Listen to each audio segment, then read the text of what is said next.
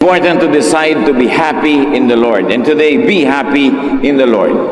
Maraming mga dahilan para tayo mamroblema, malungkot, pero lalo ka lang lulungkot pag nagdagdag ka pa ng pag-aalala. Happiness is a decision. And because God is God and God is in control, we can decide to be happy, even though there are many reasons and temptations to be sad. Acts 10:14 to 15, Peter said, "Lord, I can't do that. I've never eaten anything that is unclean and not fit to eat." The voice spoke to him again, "When God says that something can be used for food, don't say it isn't fit to eat." Ang eksena ay nang si Pedro ay pinapakain ng Panginoon ng mga bagay na hindi kinakain ng mga Israelita dahil ito'y tinuturing nilang marumi. At sinabi ng Diyos, "Huwag mong matawag-tawag na marumi, ang ngayon ay ipinapakain ko sa iyo, therefore sinasabi ko sa iyo, malinis yan." Ang pag-aaral natin ngayon, pinamangatan, Blessed among widows. Pinagpala sa lahat ng mga balo. Isang napakahalagang kwento na kapupulutan ng mayamang aral. Salamat Panginoon dahil kami pinagsama-sama mo upang magdiwang ng iyong kabutihan, upang ipagdiwang namin ang isang buhay na naman, isang araw na idinagdag nyo sa amin. Turuan nyo kami na pahalagahan ang araw na ito. Huwag itong baliwalain, punuin ng reklamo at lungkot, kundi ito ipagdiwang at ipagsaya. At ngayon, dalangin namin, kausapin niyo po kami ng isang simpleng mensahe, mensaheng makapagpapatibay na aming pananalig at makapagpapasaya sa aming buhay. Lead us, teach us, be our preacher. In the name of Jesus Christ, your Son, our Lord, our friend, we pray with thanksgiving. Unang Hari, 17, 1 hanggang 15. Si Elias ay isang propetang taga-Tisbe sa Gilead. Sinabi niya kay Ahab, "Saksi si Yahweh, ang buhay na Diyos ng Israel na aking pinaglilingkuran, hindi uulan, ni hindi magkakahamog sa mga darating na taon hanggat di ko sinasabi." Pagkatapos sinabi ni Yahweh kay Elias, "Umalis ka rito at magtago ka sa batis ng Karit, sa silangan ng Jordan. Maiinom mo ang tubig sa batis ng Karit, at may inutusan ako mga uwak na maghahatid sa iyo ng pagkain." Sinunod nga ni Elias ang sinabi ni Yahweh. Lumakad siya at nanirahan sa may batis ng Karit sa silangan ng Jordan. Umaga't hapon, may mga uwak na nagdadala sa kanya ng pagkain, at sa batis naman siya umiinom. Ngunit dumating ang panahon na natuyo na rin ang batis. Kaya sinabi sa kanya ni Yahweh, "Umalis ka rito, pumunta ka sa Sarepta, sa lupain ng Sidon. May inutusan akong isang biyuda na magpapakain sa iyo roon." Pumunta nga siya roon at nang papasok na siya sa pintuan ng lungsod, nakita niya ang biyuda na namumulot ng panggatong. Sinabi niya sa babae, "Maaari po bang makiinom?" Aalis ang babae upang ikuha siya ng tubig, nang pahabol niyang sabihin, "Kung maaari, bigyan mo na rin ako ng kapirasong tinapay." Sumagot ang babae, "Saksi si Yahweh ang inyong buhay na Diyos na wala na kaming tinapay. Mayroon pa kaming kaunting harina at ilang patak ng langis. Namumulot nga ako ng panggatong upang lutuin iyon at makakain man lang kami ng anak ko bago kami mamatay." Sinabi sa kanya ni Elias, "Huwag ka mag-alala. Pumunta ka na at gawin mo ang iyong sinabi, ngunit ipagluto mo muna ako ng isang maliit na tinapay, at pagkatapos magluto ka ng para sa inyo. Sapagkat ganito ang sabi ni Yahweh, Diyos ng Israel, hindi ninyo mauubos ang harina sa lalagyan, at hindi rin matutuyo ang langis sa tapayan hanggat hindi sumapit ang takdang araw na papatakin na ni Yahweh ang ulan." Ginawa nga ng babae ang utos ni Elias, at hindi naubos ang pagkain ni Elias at ng mag-ina sa loob ng maraming araw. Isang kagilagilalas na kwento na patuloy pa rin at maaaring maganap sa buhay natin ngayon. Isa-isahin natin at pulutan ng mga aral na maia-apply sa buhay natin ngayon. 1 Kings 17, 8-9. The Lord told Elijah, "Go to the town of Zarephath in Sidon and live there. I've told the widow in the town to give you food." Nabasa na natin ang unang kabanata ng kasaysayang ito. Si Elijah ay pinaalis ng Diyos doon sa kabayanan sapagkat ilang taon nang hindi umuulan. Walang ani, walang pagkain, walang tubig. Namamatay ang tao sa gutom. At sabi ng Diyos kay Elijah, pumunta ka doon sa batis ng karit, sa isang liblib na pook. Yun ang iinumin mong tubig at may mga inutusan ako mga uwak na magdadala sa iyo ng pagkain. Alam niyo ang mga uwak, paano sila nagkakaroon ng pagkain? Bigla-bigla na lang silang lumulusob sa mga pagkain, mga nakahain ng mga pindang, ng mga daing, mga pagkain ng mga tao, ninanakaw nila actually. Kaya mga uwak ay considered na unclean bird. Hindi kailanman kakainin ng mga Israelita ang anumang bagay na may kinalaman sa mga uwak, lalo't mga uwak ang nagdala. Pero sabi ng Diyos kay Elias, may mga inutusan akong uwak na araw-araw dadalhan ka ng pagkain. So God blessed Elijah through unclean birds. God now would bless Elijah through a foreigner, a non-Jew, and a widow at that. Dalawang panggagalingan ng pagpapala ng Diyos na sa karaniwang pag-iisip ay hindi aasahan na pwedeng gamitin ng Diyos at hindi tatanggapan ng mga relihiyosong Israelita dahil mga unclean o kaya ay foreigner, tapos balo pa. Na pagka sinabing balo nung unang panahon, 99% ibig sabihin mahirap. Kasi bihira namang balo ang merong kayamanang minamana o kaya ay may sariling negosyo o hanap buhay. Kaya pag sinabing balo, karamihan din gutom, mahirap, salat sa mga pangangailangan.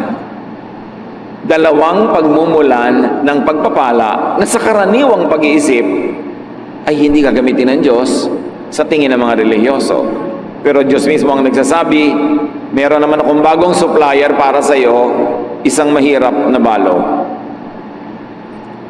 1 Kings 17, 10-11. When Elijah came near the town gate of Zarephath, he saw a widow gathering sticks for a fire. "Would you please bring me a cup of water?" he asked. As she left to get it, he asked, "Would you also please give me a piece of bread?" Namumulot ng mga tuyong kahoy ang babaeng ito upang gawing panggatong, fuel para siya gumawa ng apoy at makapagluto ng last meal nilang mag-ina. So may imagine natin sigurong tuyong-tuyo ang kanyang balat, nakakapit na sa buto ang kanyang balat dahil wala na siyang taba at wala siyang laman. At ngayon ay para siyang kalansay na namumulot ng mga tuyong kahoy sa isang kalansay na landscape dahil walang buhay na halaman. Nakakalungkot. At lumapit sa kanya ang propeta at sinabi, "Bigyan mo nga ako ng tubig." At sa kabila ng lahat, nakulang na nga ang tubig. Buong puso namang tumalima ang babaeng ito. Papapunta na siya sa kanyang tahanan para kumuha ng tubig. Nang biglang sabi nitong si Elijah, siya nga pala, pakidagdagan mo na rin ang tinapay, ha? Water? O sige, bibigyan na nga, pero bread during a grave drought? It seemed to be a very tall order. Parang imposible, una na ibigay, at mas imposible naman itong mama na to, ang lakas ng loob humingi ng ganitong bagay. Pero alam na natin na inutusan ng Diyos ang babaeng ito. Hindi natin alam kung paano niya nalaman ang utos ng Diyos. Maaaring siya kinausap o maaaring unconsciously nakalagay sa kanyang isip na talagang magbigay sa araw na yon o maging mapagbigay. Kaya yung pagbibigay ko minsan, ang nag-uudyok talaga sa atin Diyos, huwag nating pigilin. Pero huwag lang tayong papauto sa mga nanggagamit at mga abusado. Kailangan din, marunong ka. 1 Kings 17:12. The widow answered, "In the name of the living Lord, your God, I swear that I don't have any bread. All I have is a handful of flour and a little olive oil. I'm on my way home now with these few sticks to cook what I have for my son and me. After that, we will starve to death. Sabi niya, isinusumpa ko sa ngalan ng Diyos mo, sa ngalan ng inyong Diyos, wala akong tinapay. Yes, meron akong konting harina, konting patak ng langis, at ngayon meron ako pang gatong, gagawa ako ng apoy, magbe-bake ako ng konting-konting tinapay, at pagkakain namin yun, hihiga na kami mag-ina, at aantayin na lang namin ang kamatayan. Ganun kalala ang sitwasyon. It was grim and heartbreaking. Pero sabi ng widow, your God. The widow was not fully aware that she also believed in this God. Na nung siya ay tinutusan ng Diyos na pakainin ng propeta, siya naman ay sumangayon. Kaya't bibigyan nga niya kung anong meron siya. Tubig nga, ibibigay niya eh. Wala lang nga talagang reading tinapay, pero inamin niya, meron naman siyang konting harina. Alam niyo po ba na maraming mananampalataya na hindi nila alam na mananampalataya sila? Kasi maaaring iba yung religious background nila, iba yung nilakihan nila na environment, pero yes, nananalig sila sa buhay na Diyos sa langit na sinasamba ng mga Israelita, pero hindi sila lang ang nakakakilala o sumasamba, bagamat meron silang conscious knowledge of this God. Hindi exclusive sa kanila ang pananalig na ito, dahil maging sa Biblia, napakaraming patunay na maraming hindi Israelita ang nananalig sa Diyos. Bagamat hindi articulated, hindi ganong linaw ang kanilang mga doktrina, but in effect, in practice, they are believers, like this woman.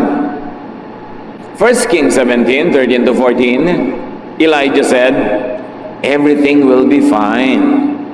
Do what you have said, magluto ka ng balak mong gawin, go home and fix something for you and your son, but first, please make me a small piece of bread and bring it to me.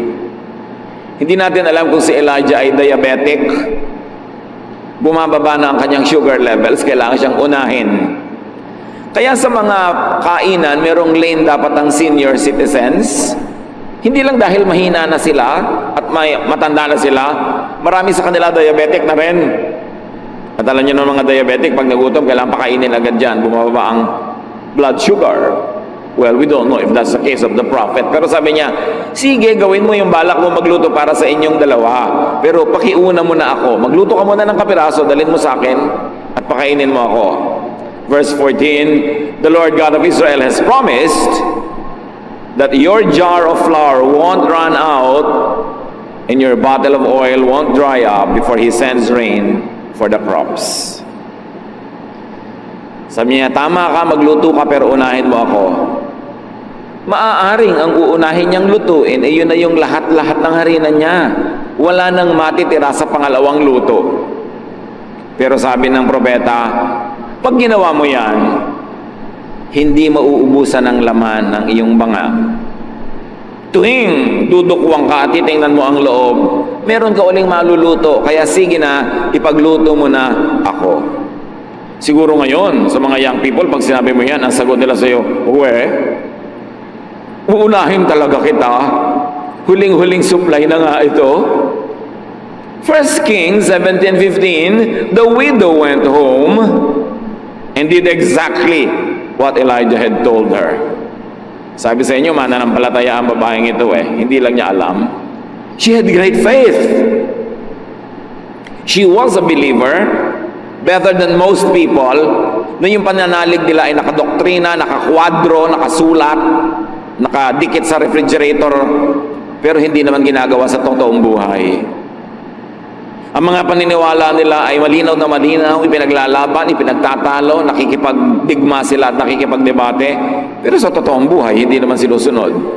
Ang babaeng ito, hindi malinaw sa kanyang pananalig, hindi niya nga alam, mananalig pala siya Pero sa totoong buhay, she practices that faith. And at least, what she had was kindness. And kindness is high religion. May bubuti pa bang relihiyon sa pagiging mabait? Sa pagiging mabuti? Aanin mo ang relihiyon kung di ka naman mabait at mabuti. So ang babae ay sumunod. At sabi ng Bible, she and Elijah and her family had enough food for a long time. Dahil sinunod niya ang utos sa kanya ng Diyos, sinunod niya ang sabi ng alagad ng Diyos, she practiced that faith which was not articulated by doctrine, but nevertheless was articulated by her deeds. And you will know a tree by its fruits, sabi ni Jesus. Matapos siyang magluto para sa propeta, ang bango nun. Alam niyo yung bagong bake na tinapay? At ang mga Israelita noon, magpapainit sila ng bato, lalagyan nila ng gatong yung ilalim ng bato, iinit yung bato, mainit na mainit, doon nila ipapatong yung harina na may konting langis. At kung may supply, baka may itlog pa yun na isinama, pero ngayon, langis lang talaga at konting oil at harina. Ang bango nun, lalo sa taong gutom, pero tiniis nilang mag-ina ang gutom nila, ibinigay muna nila sa propeta. And lo and behold, nang tingnan niya uli ang kanyang banga, may bago na namang harina doon, nag-bake siya, at araw-araw, sa tinagal-tagal ng panahon, bago umulan at tumubuli ang mga halaman at makarecover ang ekonomiya, yun ang naging pagkain nila. Kung ipinagkait niya, kung nakinig siya sa word, at naging selfish siya, meron siguro silang nakaing last meal, pero yes, last na talaga. So she was blessed among so many widows. Maraming aral, at natitiyak ko ngayon pa lang na process na ng marami sa ating kanong aral sa ating personal na buhay. Pero dagdagan pa natin. More blessings could await those who help God's chosen servants. That's what the story says. Mark 9:41, sabi ni Jesus, anyone who gives you a cup of water in my name, just because you belong to me, will surely be rewarded. Sino man daw na mag-aabot kahit man lang isang basong tubig sa kanyang mga alagad, dahil mga alagad sila, dahil naglilingkod sila sa Diyos, dahil instrumento sila ng Diyos, tiyak na magagantimpalaan. Ang babaeng ito, hindi lang tubig, pati yung huling tinapay, ibinigay pa niya. Kaya takot-takot na tinapay ang naging kapalit. Isang aral is that more blessings could await those who help others, even though they themselves are also needy. Ang pagbibigay sa kapwa sa panahon ng sagana ay maganda. Pero hindi ka hanga-hanga kasi sagana naman eh. Pero ang pagbibigay sa kapwa sa panahon ng pangangailangan, ng kagipitan, ng kasalatan, dakilang pananalig. Pananalig sa ano? Pananalig kanino? Pananalig sa Diyos. Na pag gumagawa ka ng mabuti, kahit sa panahong nangangailangan ka, nakikita yun ng Diyos, at Diyos ang siya magpapalit ng iyong mga ibinibigay, Diyos ang siya magbibigay naman sa iyo. Because you cannot give what you never received at first. Ano man ang ating ibinibigay ay natanggap na muna natin mula sa Diyos. Kasi kung hindi ka binigyan ng Diyos, ano ibibigay mo? You were born into the world with nothing, and you will go out of this world with nothing. Wala namang ipinanganak na may dala ng ari-arian, kayamanan, etc.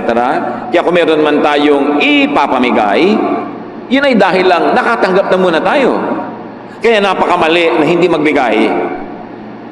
Kasi ikaw nabubuhay dahil lang tumatanggap ka sa Diyos. Gumagamit ang Diyos sa mga instrumento, pero lahat ng mabuting bagay ay galing sa Diyos. Paano mo ngayon haharangan yung daan ng pagpunta sa iyo ng biyaya sa pamamagitan ng pagharang doon sa daan na papalabas mula sa iyo at patungo sa iba? Iisang daan yon. The same way that God uses to give you is the same way that you will use to give to others. When you close that road so that you won't have to give to others, you also close the same road that God uses to give to you. Pag naging maramot ka sa kapwa, pinipilit mo ang Diyos na maging maramot din sa iyo. Kasi ang sabi ni Jesus, give and it shall be given to you. Magbigay ka at ibibigay din sa'yo. Sa katunayan, dahil ibinigay na sa'yo, kaya magbigay ka. Kung sobra ka magpapakatalino, magpapaka-wise, magpapaka-selfish, you will survive for a few days, but beyond that, no more. Kaya ang tunay na matalino, mapagbigay. E paano po kung hindi ka lang matalino at maka-Diyos ka pa, di lalo ka mapagbigay? Hindi matalino yung maramot. Akala ng iba, katalinuhan yun, be wise. No. Pwede mo ba naman mawawisan ng Diyos? Siya na nakaabang, naghihintay, nanonood sa lahat ng ating ginagawa. Pwede mo bang mailihim sa Kanya na ang damot-damot mo? Because in the same way you give, it shall be given to you. Alam ng mga taong generous kung gaano ka-generous ang Diyos. Ang mga kuripot, hindi nila mararamdaman yung generous giving ng Diyos. Kasi kuripot din ang pagbibigay sa kanila. Hindi ba kayo nakakahalata? Yung mga kuripot, yung mga hindi mapagbigay, yung mga mararamot, habang buhay nagtitipid. Habang buhay, tuos ng tuos. Habang buhay, kwenta ng kwenta. Habang buhay, tiis ng tiis. Kasi yun ang style nila. Pag tinitiis mo ang iyong kapwa, ay titiisin ka rin ng langit. Pag binemenos, nililiitan, kinokontian mo ang bigay sa iba, di konti rin ang dating ng blessing sa'yo, kaya katipid ng tipid. Sasabihin ng iba, alam mo, kaya ako nabuhay ng matagal, katitipid ko. Hindi nila naiintindihan, kaya ang tagal mong tipid lang ng tipid, kasi kuripot ka. Imposible ba sa Diyos na buhusan ka ng pagpapala pag gusto niya? Sinong makakapigil sa Diyos kung gusto kanyang palangoyin sa pera? At sino naman ang makakapigil sa Kanya kung ayaw Kanyang bigyan? Alam niyo kung sino ang makakapag-udyok sa Diyos at makakapigil sa Diyos? Tayo rin. Because in the same way you give, you receive. What you do to others, they do unto you, and God does to you. Ang tunay na matalino, mapagbigay. Kasi ang pagbibigay ay pagtatanim, at ang pagtatanim ay pag-ani. Hindi man yung binigyan mong eksaktong tao ang anihan mo, aani ka sa iba. Kasi si Jesus ang may sabi, what you plant, you harvest. Pero ang pinagkakait, ipinagdadamot mo sa iba, ipagkakait at ipagdadamot din sa iyo ng langit. Kaya maging mapagbigay dahil matalino, at lalo naman kung dahil maka-Diyos. More blessings could await those who believe that God will provide. Alam niyo yung karamutan, ibig sabihin nun, hindi ka masyadong naniniwala that God can provide for your needs. Therefore, you have to be very wise, you have to be very selfish, sometimes you have to be very greedy, that you can cheat and steal from others, dahil hindi ka naman bibigyan ng Diyos kung hindi ka magnanakaw. Hindi ka papakainin ng Diyos kung hindi ka magiging makasarili. Yun ang sinasabi ng mararamot. Kaya hindi nakakatuwa sa Diyos yun. Of course, hindi naman ibig sabihin na kung maka-Diyos ka, bulagsak ka na. Tapon ka na lang ng tapon, bigay ka na lang ng bigay kahit sa hindi dapat bigyan. But do not let needs and famines scare you. Do not let needs and famines take away your humanity and kindness away. Yes, merong panahon ng taggutom, pero Diyos pa rin ang Diyos sa panahon na yon. Yes, may panahon na wala kang kita, wala kang trabaho, wala kang negosyo. Yes, may panahon na lugi ka. Yes, may panahon na salat at kulang na kulang ka. Pero ang Diyos ay nakaupo pa rin sa kanyang trono at siya pa rin ang Diyos. Ang mahalaga sa mga panahon na ganito, manatiling tapat, manatiling nananalig, at manatiling mabait. Hindi sapat na dahilan ng ating mga kasalatan at pangangailangan para tayo maging maramot at masama sa kapwa.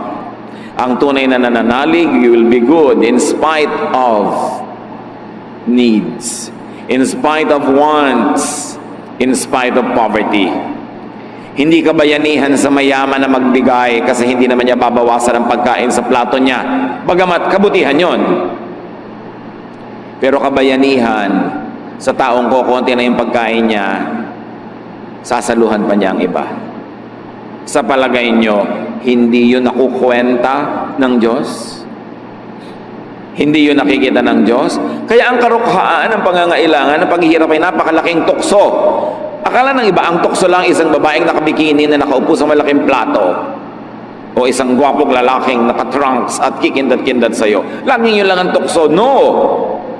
Ang kahirapan ay kasalatan ay napakalaking tukso na maging maramot, na maging makasarili. Tukso rin yun. At yung pagyaman, malaki ring tukso. Kasi yung yumayaman, lalong gustong yumaman. Kaya napapansin nyo, mas yumayaman, marami, mas kumukuripot pa. Kasi tuwang-tuwa siyang dumadami yung iniipon niya, nagiging Diyos na niya yon. Tukso rin yon. Maraming tukso. Pero kung nakafocus ka sa Diyos, hindi ka malilito ng ganito mga bagay. So this widow was really a believer, though she was not an Israelite. But she was better than all of those Israelites at that time because she was the only widow blessed by God during that famine. Not one widow in Israel was blessed. So be discerning. Yes, be good, but be discerning even in dispensing kindness. Hindi ibig sabihin ng kabaitan ay kawalan ng talino. Alam niyo naman, sabi nila, kapatid ng kabaitan ang kablangkan. Madalas talaga nakakalito yung dalawang yon, kung mabait ka ba o blank. Pero ang tunay na makadiyos, mabait pero matalino. Be discerning in dispensing kindness, especially to religious opportunists. Marami mga oportunistang relihiyoso, gagamitin ang verse na ito para katasan ng mga widows, katasan ng mga mahihirap, makuha ang mga pera nila, mapunta sa isang bundat na bundat, busog na busog, at ang yaman-yaman ng mga relihiyosong leaders. So matalino ka rin, and be discerning, especially in entrusting scarce resources to others. Konti na nga yung resources mo, yes, nagbigay yung babae, pero hindi kahit kanino na lang, ibinigay naman niya dun sa propeta na sinabi ng Diyos ay bigyan niya. Matthew 10:16, sabi ni Jesus, be as wise as snakes and as innocent as doves. So kailangan wise ka kung mananampalataya ka, hindi ka blank. Hindi ko mananampalataya ka, blank ka na. Dapat matalino ka. Kailangan nag-iisip ka, hindi ka basta bigay ng bigay. Pinag-iisipan, ipinapanalangin. Pero ayon sa udyok ng Espiritong Banal, we become generous. Belief in God is not limited to those with religious awareness. Nakita nyo yon? Wala namang masyadong sinabing religious awareness ang babaeng ito. Pero ang pananalig niya, platinum. Kasi nakikita sa gawa. Ang tunay na pananalig ay nakikita sa gawa, hindi sa salita, hindi sa doktrina, hindi sa laki o version ng Biblia na hawak mo, kundi sa gawa. Kaya maraming mga tao hindi relihiyoso sa biglang tingin, pero mas spiritual pa kaysa sa mga relihiyoso dahil sa gawa. By their deeds you will know them, sabi sa Bible. By their fruits you will know them if they are children of God. And apparently, very clearly in this story at least, and in many more other stories, God's blessing is not limited to Israel or to Israelites. God's blessing is not limited to certain persons or groups of persons. Walang limitasyon kung sino ang pwedeng pagpalain ng Diyos. Hindi garantisado na pag relihiyoso ka, blessed ka na. At meron naman mga hindi relihiyoso na be-bless. Luke 4:25-28, sabi mismo ni Jesus, isa sa mga konting kwento sa Old Testament na kinote ni Jesus, once during the time of Elijah, there was no rain for 3.5 years. And people everywhere were starving. There were many widows in Israel, but Elijah was sent only to a widow in the town of Zarephath near the city of Sidon. When the people in the meeting place heard Jesus say this, they became so angry. Nangangaral si Jesus sa loob ng bahay dalanginan nang inungkat niya ang kwento ng babaeng ito. Sabi niya, alam niyo noong unang panahon, 3 kalahating taong walang ulan, Anong klaseng El Nino yan? Ang tagal. Drought. Pag may drought, walang tubig. Pag walang tubig, walang halaman. Pag walang halaman, walang kakainin ng sino man. 3.5 years. Kung may itinago ka man, ubus na dahil 3.5 years. Sabi niya, wala ni isang babaeng balo sa Israel na pinagpala at pinili ang Diyos, kundi ang babaeng ito na taga Sidon, meaning Gentile, hindi Israelite. Sabi ganoon, siya lang ang pinagpala ng Diyos. Nagalit ang mga banal at relihiyosong Israelita na nakikinig noon sa sermon ni Jesus. Bakit sila nagalit? Because the Jews had always thought of and considered themselves as special and favored. Sobra na nilang napapaniwala ang kanilang mga sarili na napaka-special nila sa Diyos. Sila lang ang mahal ng Diyos, sila lang ang anak ng Diyos, sila lang ang itinangi ng Diyos. At yan ay binasag ni Jesus sa napakaraming pagkakataon. Ipinamukha niya sa mga Israelita, you are not as special as you think. At sabi ni John the Baptist, kahit ang mga batong ito, pwedeng gawin ng Diyos na tagasamba sa Kanya kung kayo mga Israelita hindi sumasamba. Sobra kasing naging ethnocentric ang mga Israelites. Sobrang yumabang sila. Sila lang ang blessed. At sabi ni Jesus, alam niyo ba? 3.5 years, not one widow in Israel was blessed, but this outsider was blessed. Because God blesses whom He likes to bless. Hindi mo pwedeng limitahan ng Diyos na yung gusto mo lang i-bless niya, ang i-bless niya. The Lord told Moses that He has pity and mercy on anyone He wants to. Kung sino man ang maibigan ng Diyos sa kaawaan, tulungan, sino ang makakapigil sa Kanya.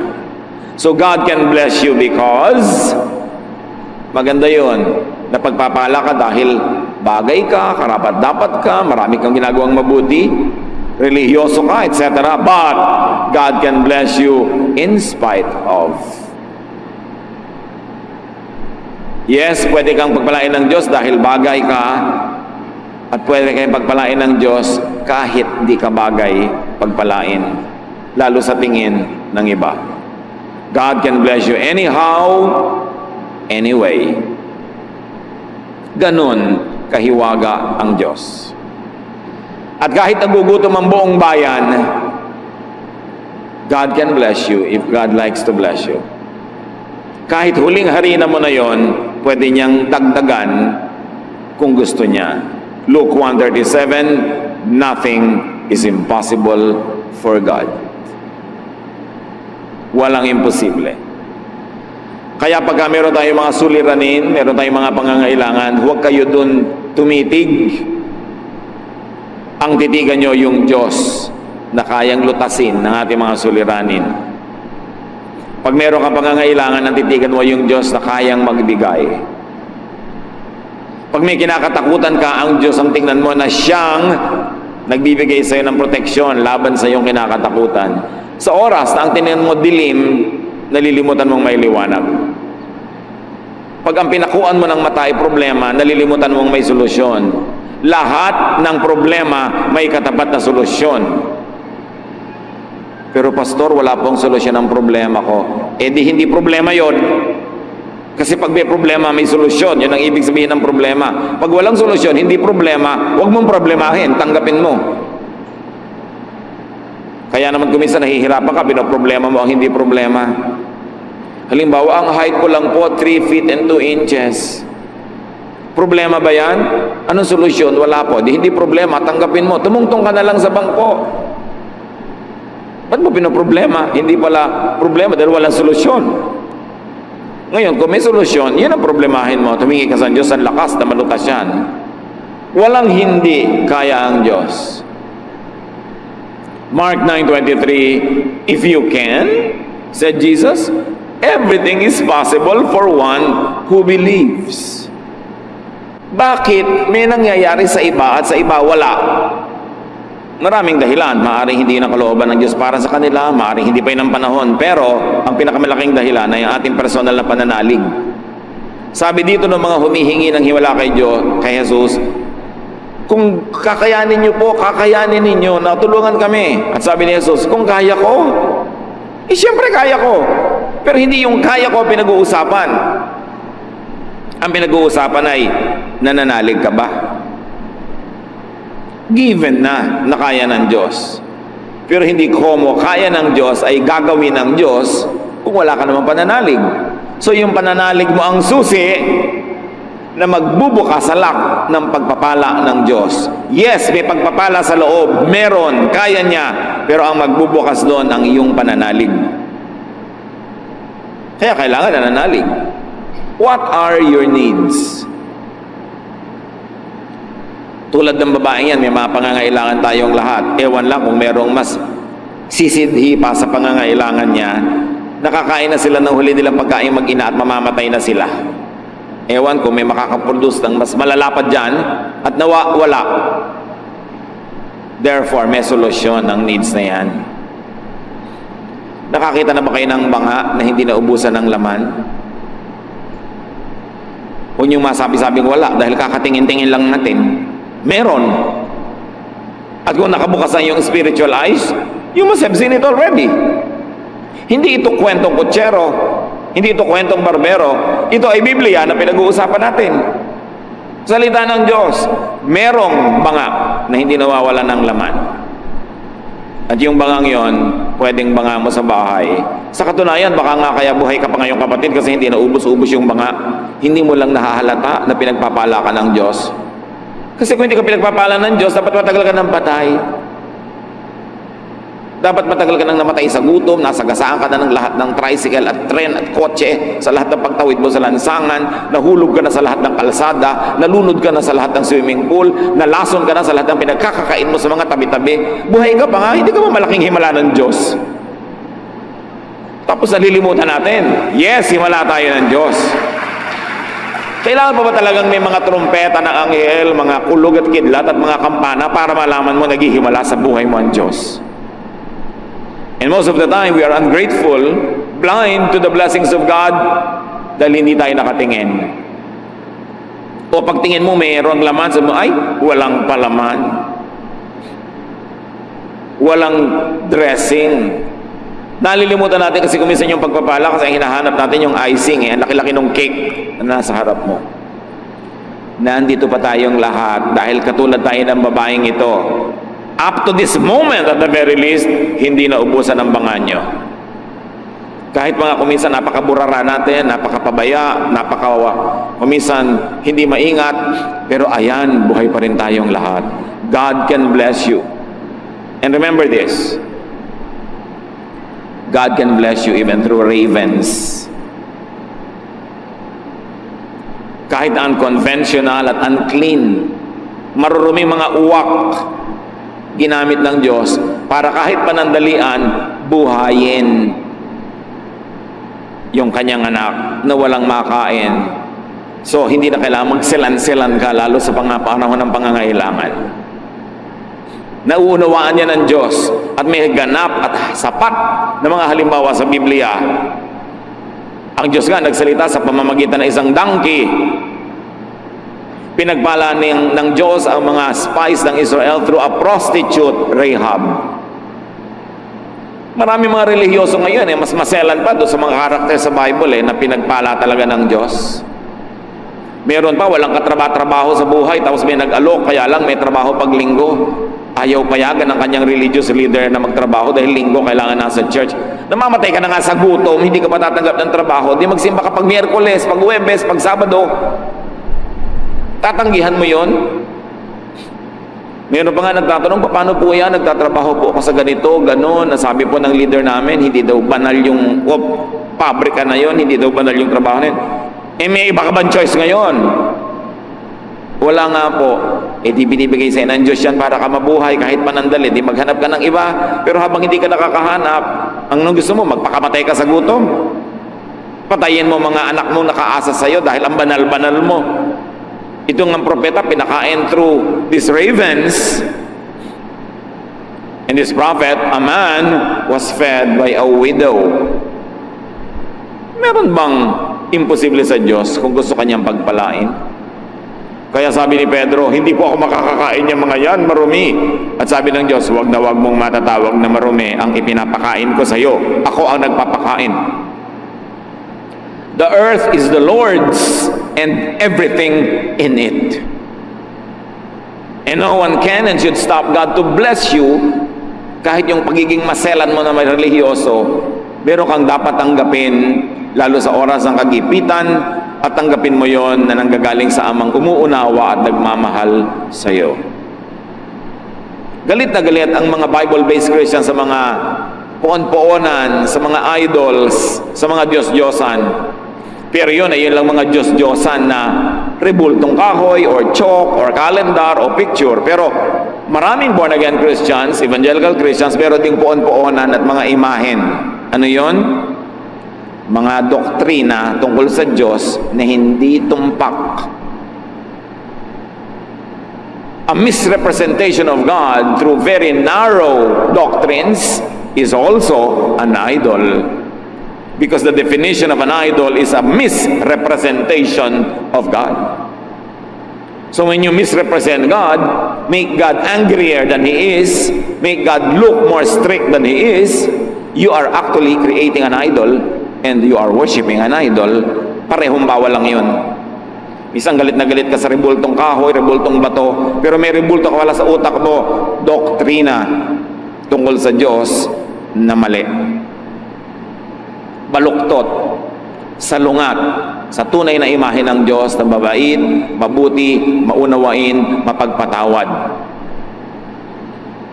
So, you could be blessed by God even through an unlikely source. May nagtatanong pa, paano po pag may nag-donate ng tithe ng napanalunan niya sa loto, tatanggapin niyo po ba? Sabi ko, aba, yes, dalian. Galing po sa loto. Galing po sa kanino lahat ang pera sa mundo? Ibig mo sabihin, examining ko pa ang lahat ng nagtatithe dito? Nasa Diyos yun at nasa nagbibigay. At kung galing man sa hindi maganda, dahil ibinigay niya sa maganda, di gumanda. Hindi ba galing din tayo sa dilim, hinugod sa dilim? Galing din tayo sa hindi maganda? Pero dahil sa Panginoon, gumanda ang situation natin. Lahat napapaganda ayon sa puso at ayon sa layunin. Huwag sobrang maselan. Wala na ng trabaho, magbibitiw pa sa trabaho dahil sa religious arte. Lalo kung may pananagutan ka, may mga pakainin ka sa buhay mo, tanggapin mo yan bilang pagpapala sa Diyos. At kung hindi ka masyadong komportable, di maghanap ka ng iba. Pero habang wala pa, bakit ka naman tatalon from the frying pan to the fire? Na nasa banig, lilipat sa sahig, sabi ng matatanda. Don't be so squeamish. Minsan, mas baselan pa tayo sa Diyos. Mas banal pa tayo sa Diyos. Kasi meron tayong mga paniniwalang hindi naman totoo dahil nahuhubog ang paniniwala natin sa Diyos through doctrinal idolatry. Idols din yun. Dapat din yung basagin. Dapat ipakilala ang Diyos kung sino talaga siya at kung paano siya nagpakilala sa Biblia. Hindi lang siya isang snapshot. Yes, there were moments when God was strict. There were moments when God was angry, but those were just snapshots. Parang snapshot ng balance nyo sa bangko. Hindi ko may laman yun. Nung nag-apply kayo ng visa, ibig sabihin may laman pa yun ngayon. Di ba? Naiiba-iba rin yun. Maraming snapshots ang Diyos. Hindi siya pwedeng ikulong sa isang snapshot lang. Dapat malawak ang pagtingin mo sa Kanya kasing lawak ng presentation ng buong Biblia sa Kanya. Don't limit God. So do not focus on your needs, but focus on the giver, the Lord. So are you needy? Anong mga pangangailangan ninyo? Anong mga kalungkutan ninyo? Anong mga kasalatan? Hindi yan excuse para maging masama. Hindi yan excuse para maging masungit. Hindi yan excuse para maging maramot. Lahat tayo may hinihilang buntot. May mga pabigat sa buhay, pero hindi excuse yun para ilabas mo yung sungay. Mas may hinihila kang bigat, mas gumaganda pagka kagandahang loob, kagandahang asal ang ating ipinapakita. Kahit na may problema ka, pwede kang ngumiti. Kasi ang pagsimangot naman, hindi masosolve yung problema mo eh. So huwag tayong pabigat sa sobrang mga dami ng mga issues. Huwag nating lilimutin ng Diyos kasi siya ang laging tumutulong sa atin. At kaya niya tayong tulungan kung iibigin niya. Yung puso natin ang ilagay natin sa tama. Makinig tayo sa udyok ng Espiritong Banal. Huwag tayong matakot sa famine. This widow survived it. And there's no reason why anybody cannot, basta tayo kakasihan ng Diyos at pagkakalooban niya ng pagpapala. So sa Kanya tayo umasa, sa Kanya tayo manalig, at yung turo niya ang ating sundin. Ama namin, salamat dahil kayo'y laging nandyan, hindi nag-iiba. Sa katunayan, kami ang patunay na kayo'y himala. The mere fact that we're here now is a testimony to your miracles. Many miracles. Turuan niyo kaming mabukas ang isip, ang mata, na sa inyo nakatingin, nananalig sa inyo at sumusunod sa inyo, hindi nagpapagulo sa pananakot ng sanlibutan para maghari ang inyong kapayapaan sa aming puso. Pagbulay-bulayan natin mga kapatid sa ilang saglit, ang iba pang mga kahulugan nito sa ating buhay. Bow before the Lord. Be at peace with the Lord. Close your eyes if it helps you to focus, and thank God for the many ways that He had made miracles to bring you today here, and He will bring you tomorrow to where you should be, because God is the same yesterday, today, and tomorrow.